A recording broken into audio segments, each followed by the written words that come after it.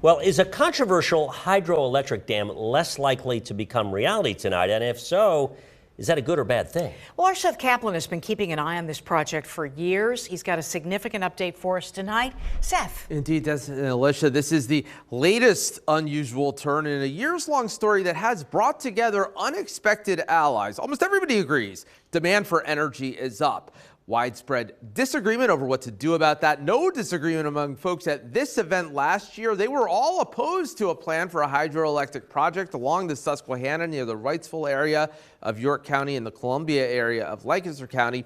What was interesting was who was in that group you saw. Farmers, elected leaders, mostly Republican from this area, environmentalists who usually align with Democrats, people who don't agree on a lot else, all saying the plan would harm locals to provide energy for people in places like Maryland and generate profits for other outsiders. Well, today, word that a project partner has pulled out. Same for two minority investors. All this first reported by BizNews PA. The project's leader confirmed that to me, said on one hand, a setback, having to find new investors. On the other hand, he says the project as necessary as ever to address peak energy needs. You don't have enough peak energy, people start getting cut off, blacked out, browned out. This project doesn't solve everything, but it certainly goes a good way in helping. Bill McMahon said demand for energy is even higher now than when he first got involved in the project. One point of disagreement is just how clean and green the hydroelectric energy produced there would be. Bill McMahon says it's very clean, produced using water that's flowing energy.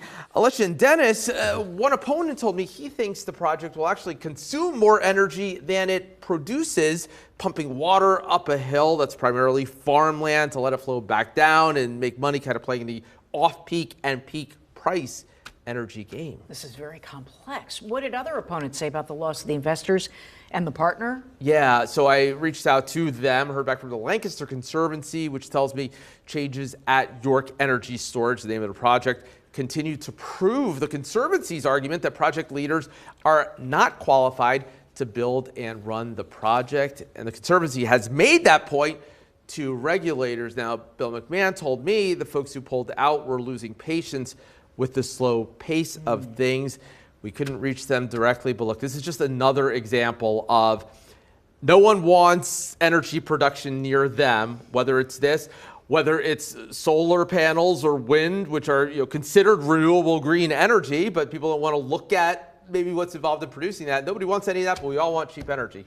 We all have these higher electric bills. Well, there's a conundrum. Exactly. Yeah. Exactly. Thank you, Seth. Hi, I'm Eric Finkenbinder from ABC 27. We're excited to announce the new ABC 27 News Plus app. Live stream newscasts or watch content on demand. This is different than the ABC 27 app on your smartphone.